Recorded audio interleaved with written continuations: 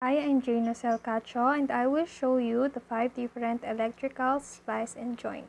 So first, we need 3 meters of stranded wire gauge 14, a long nose plier, a combination pliers, and a cutter. First, we will do rat tail or pigtail. So first, we need to strip the wire about 2 inches and clean both wires to be joined.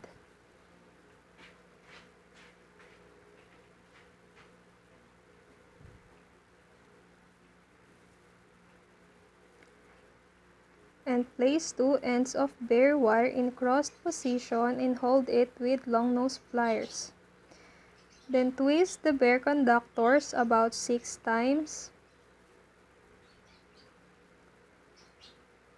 And if your hand can't twist it, you can use combination pliers to continue and finish your twisting. And cut it with long nose plier.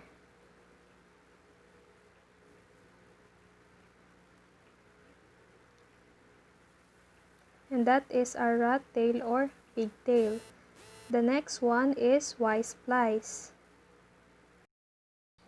So in Y splice, we need to strip the middle part of the wire about 1 inch.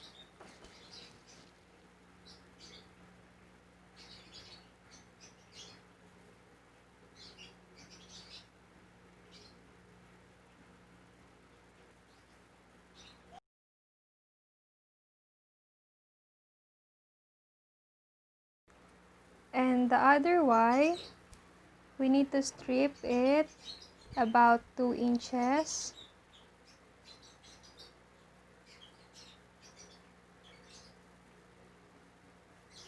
Just like rat tail or pigtail, place 2 ends of bare wire in cross position and hold it with long nose pliers.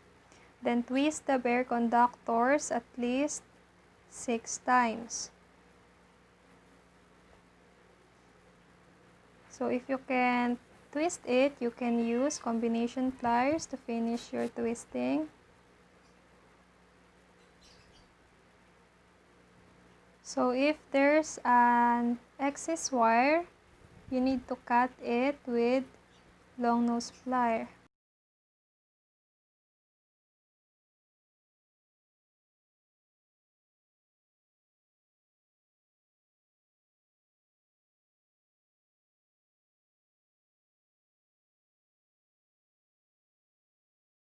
And that is our Y splice. Next is knotted top. Okay, first we need to strip the middle part at least 1 inches.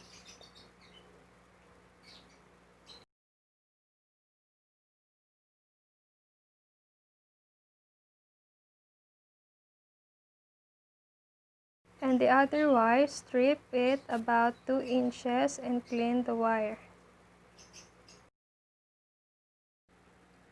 Bend the branch wire and put it in the main wire.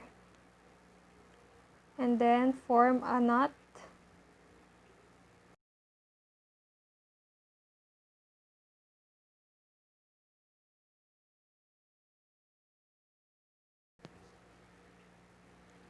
So after you form a knot, wrap it around the main wire.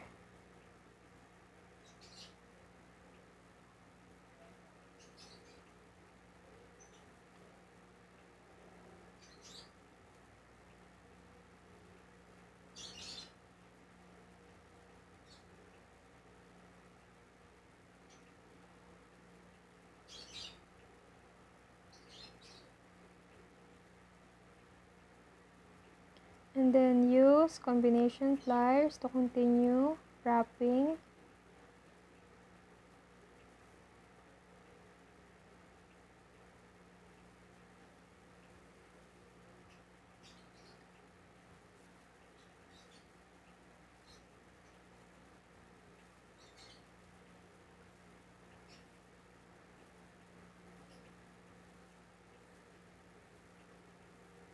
And that is our knotted top joint. Next is plain top joint.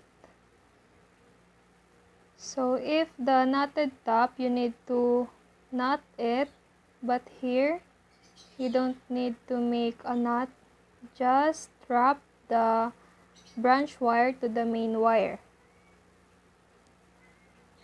So again, first we need to strip the middle part of the wire, at least 1 inches, and then the other one is about 2 inches.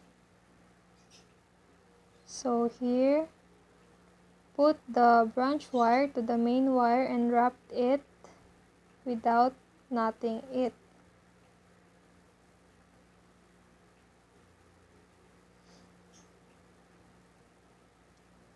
So use long nose plier to twist it.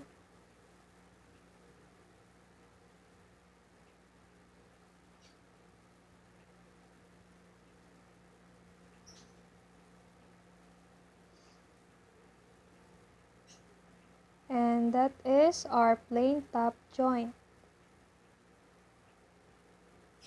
And the last one is cross joint. So here, we will be needed 3 wire. So the first wire, we need to strip it in the middle about 1 inches. And the other 2, strip it with 2 inches. Just like a plain top joint. So the branch wire, you need to put it in the main wire and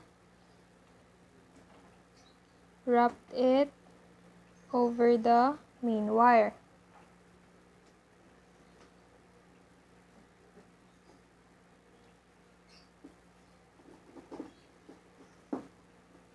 And use combination pliers or long nose pliers to finish your wrapping.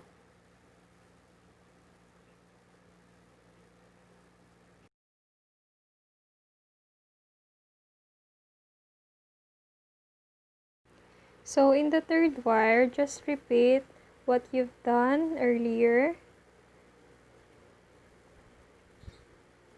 Wrap the branch wire to the main wire.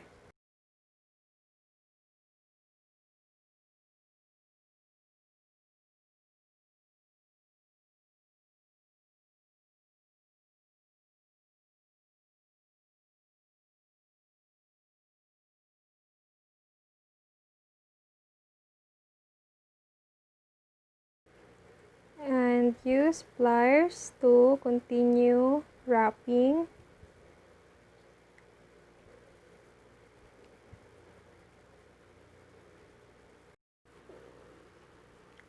And that is our cross joint. So here are the 5 joint and splices: rat tail or pigtail, Y splice, knotted top,